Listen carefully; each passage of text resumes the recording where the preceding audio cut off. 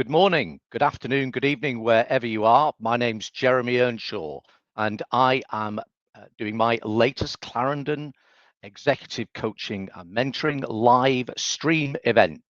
And what am I going to talk about today? I'm going to talk about why finance professionals are not being promoted to finance director or the CFO position, or whatever that number one position is actually called.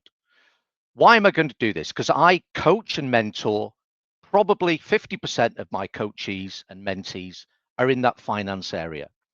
And a real specialist area for me is the aspirational finance professional, the person who wants to make it to the finance number one position. And there are many reasons why people don't actually get there. So I'm going to spend maybe 30 minutes or so today outlining a few of the things which I cover in a Step Up to CFO, Make It to Number One coaching program of 6 sessions.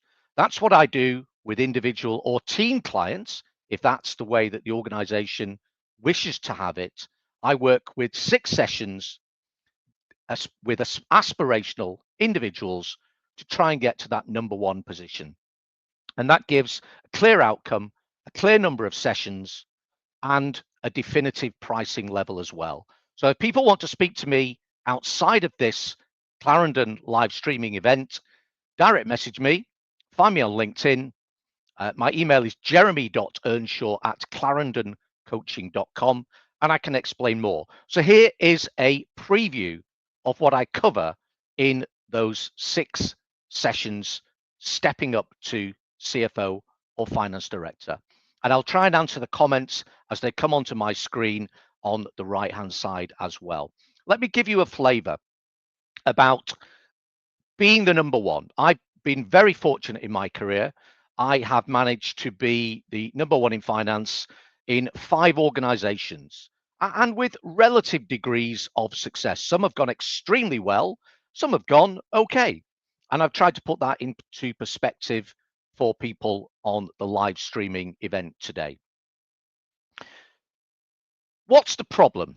The problem is a substantial amount of finance professionals appointed to the number one position in finance, in whatever their kind of organization is, are simply not ready or experienced enough for the vast and immediate increase in scope from the prior role. That's not to say that you can't learn on the job, but the first step is to recognize it's a very big step up. And it's important to do as much as you can to bridge that gap between, suggest what I call it as being CFO ready, as opposed to be CFO, we know you're not ready at all. You can bridge that gap. Here's something that is an unfortunate reality for many people. All that hard work to become qualified at ACA, CIMA, AAT, ACCA, your international qualifications, all that really hard work that you spent years investing in is now almost forgotten when you get to the role of being the number one in finance.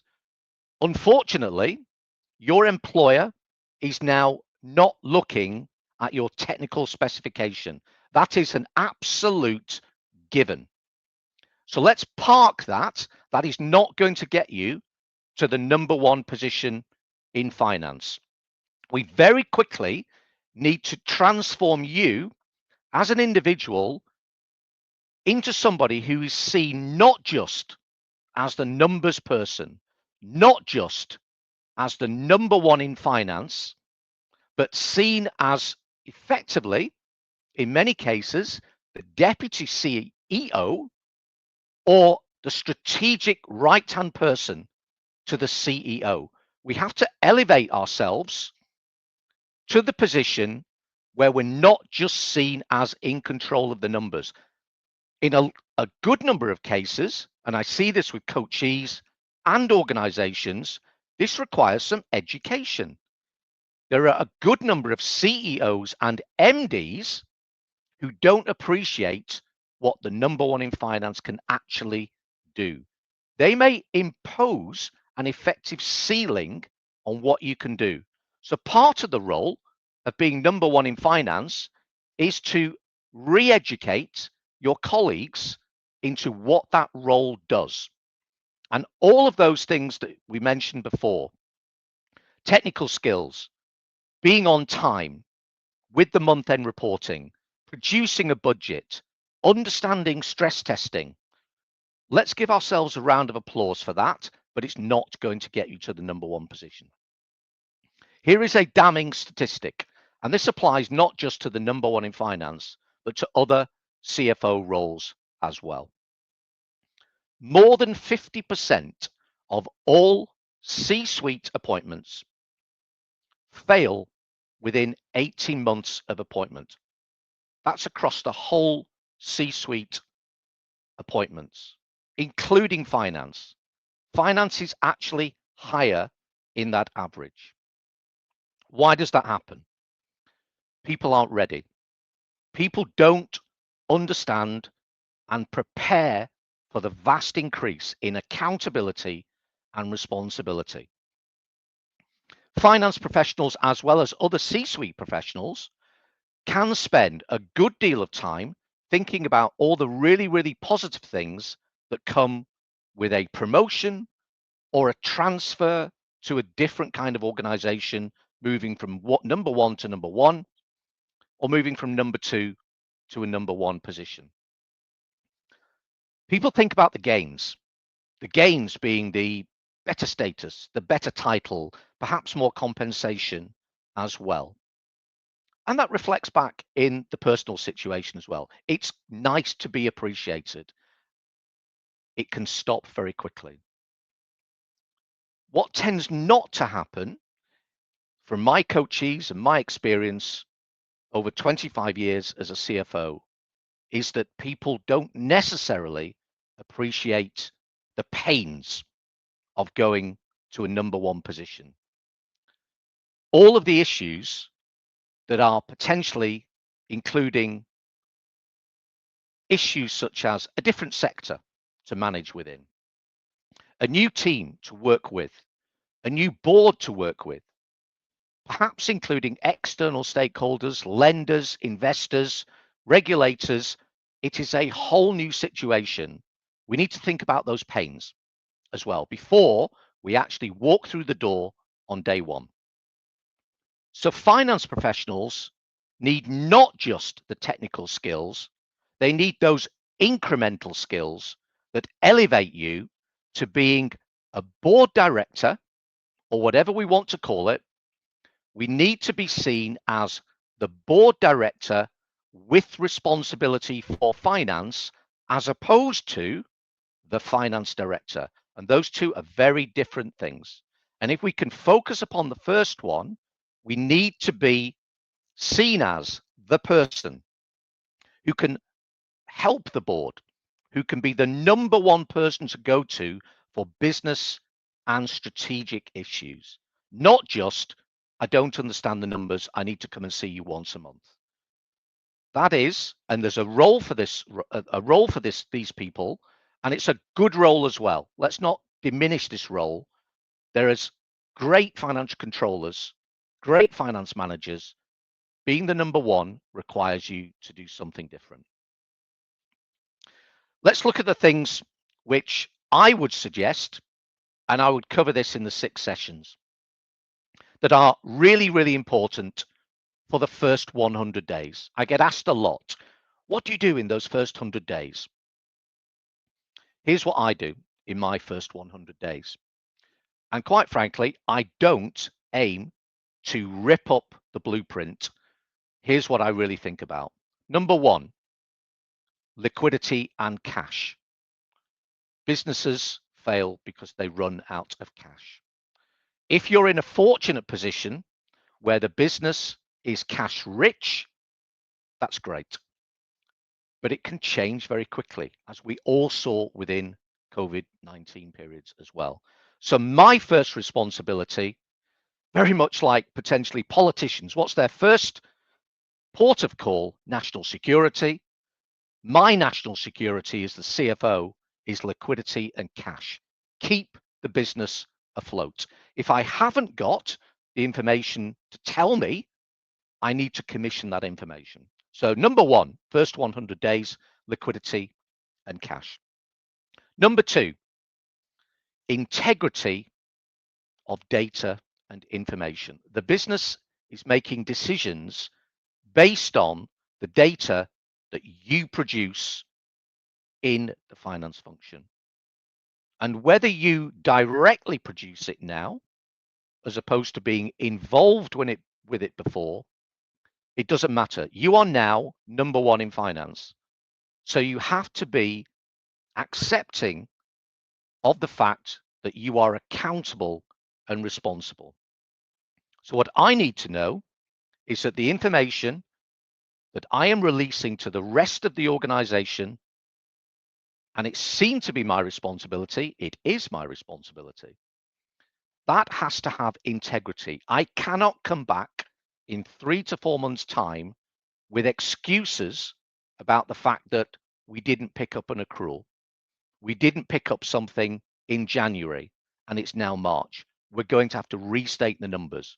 Businesses are too fast to accept that kind of poor quality decision making based on information changing. So data integrity is absolutely key. Number three, I need to understand what the finance team does. And this can be potentially quite harsh. What do you do? Do I need you? Is something else that can be asked, but in a positive way. What do you do? How do you justify your salary? And this is a conversation I've had with, let's call it the role of finance business partner sometimes. And when I've had the conversation, the poor quality conversations have been when I ask the question, what do you do? In and around the responses like, I help with the management accounts. I help my line manager understand. What we should be saying is, how many multiples of your salary do you generate for the business by being in your role? First port of call, do I justify my salary? Because lots of people, as we finance people know, see finance individuals as a burden and an overhead on the business.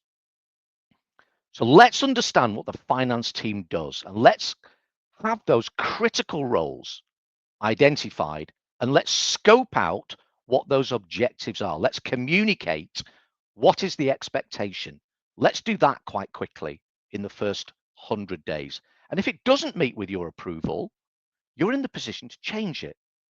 And you're in the position to get the people in the spots that deliver for the business and you. You're accountable now. No one's going to look at the number one anymore. You are the number one. So let's work on that basis. Number four, let's work out what the critical KPIs are, not what a range of KPIs are. What are the critical ones? A KPI for me, as a definition, is a KPI if it impacts the strategy and the objectives, the vision and the mission of the organization. If it doesn't do any of that, it's not a KPI. Because the KPIs should be set up to align with the objectives, the mission, and the statement of what the business wants to achieve. A board director should be able to look at those KPIs and instantly, in a snapshot, understand how the business is doing against that strategic success template. So let's work out what are critical. I joined an organization once with 57 KPIs. In reality, it was about 5 that actually influenced the strategy. Number 5, look at the financial reporting. A really key area. Your reporting, whether you do the most of the drafting or not, it's coming from you. You're the number one, so you're accountable and you're responsible for it. The financial reporting is your opportunity, at least each month, to demonstrate competence and the fact that you're a business and strategic person. If you get your reporting wrong and your presentation of your reporting, you will very quickly find people switching off. So getting that report style right is important. Here's what a report isn't. It isn't a spreadsheet that's sent out 2 days before a management meeting, an executive meeting, or a board meeting with a have a look at the spreadsheet, see what you think. That's nonsense. A proper report can be read by a non-finance individual. I do another course and another briefing of 6 sessions, which is called Finance for Non-Finance Individuals. A good finance report can be understood by anyone in the organization. So be aware of the acronyms that you're using. Be aware of whether you are forming a conclusion. Here's a test as to whether your financial reporting is working or not. Once you've done your report, and you can try this with people in your own domestic situation or your friends, write a report, and by the way, it should be less than 5 pages, preferably less than 2. Give it to your colleagues, friends, family, and ask them what their conclusion is. Literally just ask each of them what their conclusion is. If they're not forming the exact same conclusion from your reporting needs to be upgraded. The challenge is to send your colleagues and your directors metaphorically away from the car park, all thinking the same thing. And they need to demonstrate that they understand that. You need to demonstrate that you're competent. These are individuals now, when you're the number one in finance, that you may only get 30 minutes with a month. These might be non-exec directors, people from head office, people from parent co, people from other companies. These people may only see you presenting your financial information. If you get it wrong, there's a long way back. You only get one chance to make a first impression. Really important to get your financial reporting understood by everybody. And I can help people with that. So those are 5 things to think about when joining an organization. I often get asked, what's the one skill that a number one person in finance needs to have that maybe they haven't had before and prepare for? Here's my answer. Understand and prepare how to deliver unwelcome or bad news. 50% of the time, your information that's now being used by the business is not going to be good. The law of averages says that. I have a 6-year-old grandson.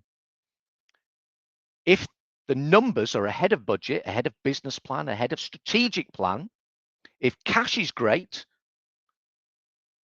if the performance of the business is good, if the sector is going well, my 6-year-old grandson can turn up to a board meeting and deliver that information. The real challenge is when the news is unwelcome, or even worse, it's bad news. That's when a great number one in finance can demonstrate their value to the rest of the board, the rest of the executive team. That's when you really earn your stripes. And if you're prepared for that and recognize the fact that a good number of the things that will happen, you can prepare for. I chair audit and risk committees at 3 organizations. And we do a risk review. And there are probably literally thousands of risks across those 3 organizations. However, once you filter them, they come down to a number of things that you can prepare for. Whatever the circumstances, the impact is going to be one of a small number of things. It's going to be a reduction in revenues, an increase in costs, an impact on the people within the business, or an impact on cash and liquidity. Those four things largely will be the result of all of the risks within your business. You can mitigate all of those things in advance. So you can really demonstrate that you're on top of your brief by being prepared. What would you do in those circumstances? And the ability to respond at speed is critical as well. And all of those things you can prepare for in advance. So prepare as the number one in finance to deliver bad news. I often get asked as well, what's the number one piece of advice to a first time FD and number one in finance? I'll go back to the previous session that we just discussed. Cash and liquidity. Don't allow your business to go out of business because of running out of cash and liquidity. And I have a personal mantra, you can never have enough cash. Whenever I was borrowing money from lenders in my executive career, and I raised £750 million worth of debt in my executive career, you don't get fired for having too much money. That is what I call a very, very high quality problem as the number one in finance. So some real points of advice, and I expand on all of this in my 6 sessions of stepping up to be the number one in finance. Let's recap a few of those things, and I'm looking at the questions as they come in, and some of those we've already answered, and there's some new ones as well. Let's think about the new questions that I can see on the screen. You need to be, what makes the difference? You need to be that CEO deputy. Whether you've got that title or not is a different matter. You need to be thinking of yourself as the strategic partner to the CEO, not just in charge of the numbers. And I'll mention again, MDs and CEOs sometimes need to be persuaded that that's what finance people do. I've come across many MDs and CEOs who have this pen picture of their FD, and it's just to deliver the numbers. Think about that carefully when you're in the interview process. If that's coming across, is that going to stifle your ambitions? Pick a boss as well as picking a company. And it's up to you in the interview process to do that. You've got to add value. You've got to justify your salary. The phrase I use is when people say, what did you do this month? I did X, I did Y, I made a contribution. That's not enough. As the finance number one, you have to make a difference. And that's more than making a contribution. So make a difference, not just a contribution. Pick the boss, pick the company as well, is something else to go through the interview process. How else might you influence is one of the questions, the interview process. I would ask you, bearing in mind, as we said earlier in this session, the technical skills. Who's ever been asked technical skills in an interview? I don't think I've ever been asked anything in an interview that challenges my technical skills. So what am I going to be challenged on? If I'm interviewing you to be from number 2 to number 1, I'm going to ask you this. What are you doing to evidence your continuous learning in a business? Are you, for example, a trustee or an NED somewhere else? Just to see how other organizations do things.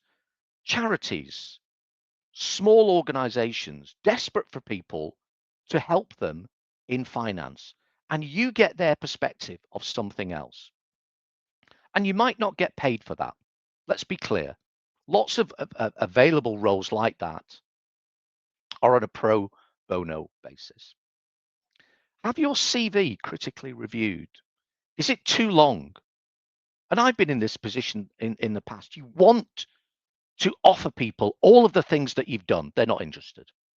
They just really aren't.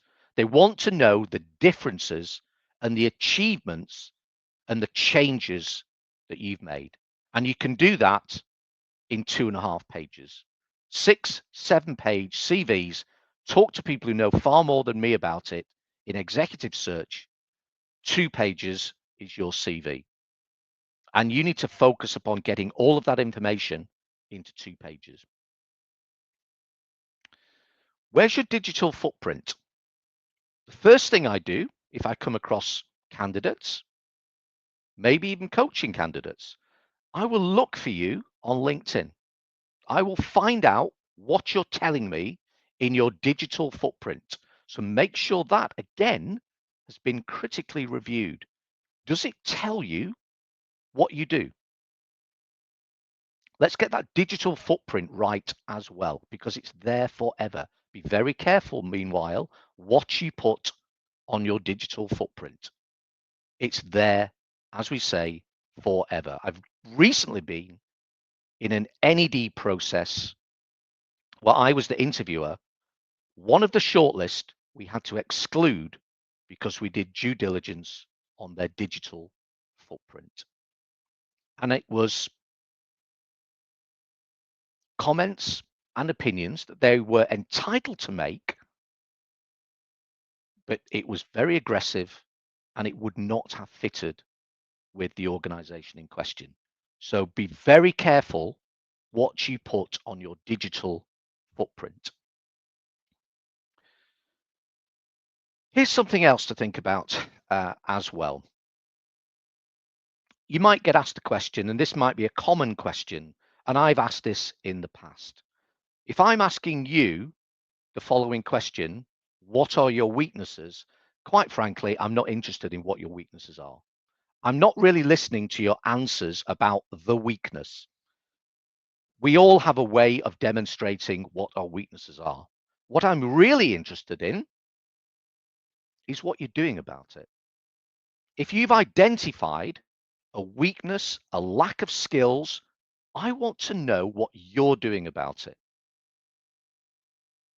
Everything can be learned, everything can be trained. So if you say, for instance, I'm not really that good at presenting, I don't rule you out on that basis. I'd like to know that you would like at least to do something about it. And of course, there's courses and there's coaching that you can help with that. I want to know what you're doing about it rather than, well, I've identified a weakness and I'm happy with it. Because if you're not doing anything about it, implicitly, that's what you're saying. So what are you learning in your current role? How are you continually trying to educate yourself?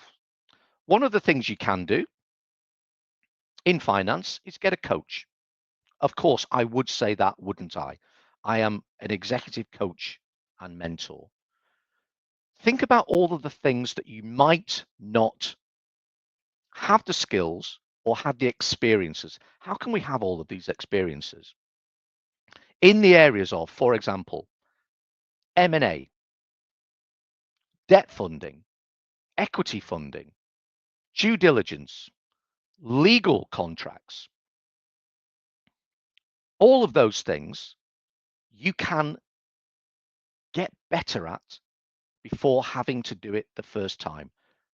It doesn't mean that doing things for the first time is not challenging. The very first acquisition I did was pretty much a disaster for a whole variety of reasons, a war story for another day. And I learned far more from that than a successful acquisition.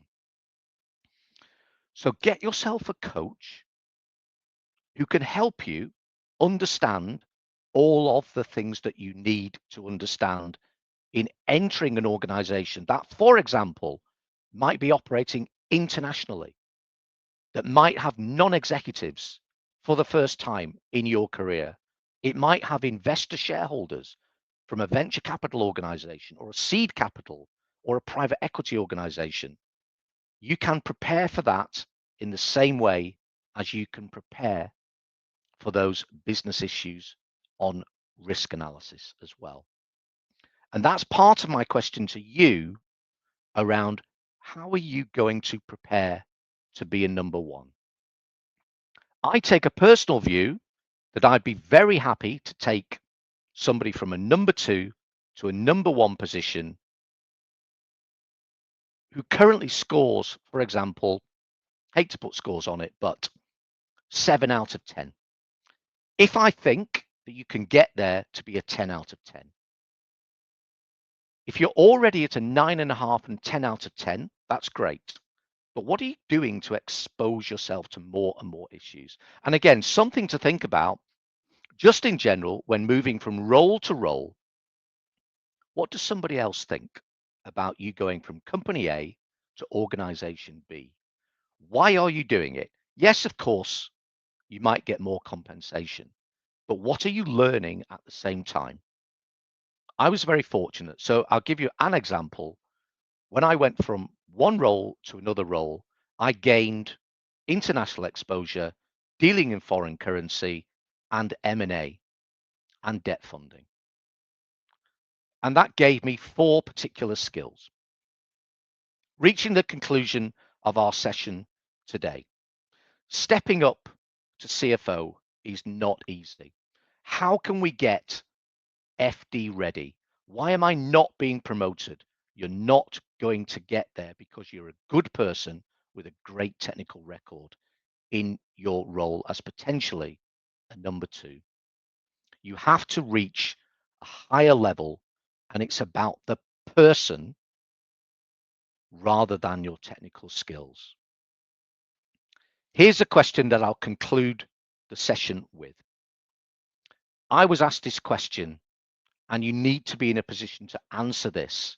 And it needs to be something which stays with the interviewer. And I think this is a great question in any circumstances at all. Here's the question to remember. Imagine I'm the interviewer and you're in the position of being the interviewee to be the number one in finance in an organization. What do I miss out on if I don't appoint you? Think about that. And those are the areas that you can differentiate your path to be the number one, the finance director, the CFO in an organization. What do I miss out on if I don't hire you? Remember the 6 sessions. Anybody watching this, and thank you for watching this live to the people on the live streaming event. If you're watching it on replay, thank you for doing that and investing the time. My program to be stepping up to CFO is 6 sessions, probably over 6 months, but with a very definitive pricing level and a very definitive outcome. We are preparing you to be the number one. The next Clarendon live streaming event is going to be around finance for non-finance professionals. That's going to be at 10 o'clock on Thursday, the 20th of February. So just in a week's time, when I'm going to give a similar kind of analysis about stepping up to the board level or stepping up in your managerial role, but not knowing enough about finance. So tell your colleagues if people wish to dial in and tune in for that. Thank you for attending today. This has been my Clarendon Executive Coaching and Mentoring live streaming event headlined, Why Am I Not Being Promoted to Finance Director? I hope it's been helpful. Contact me if you need to on the 6 sessions to get you to that coveted number one position. Thank you again, and bye for now.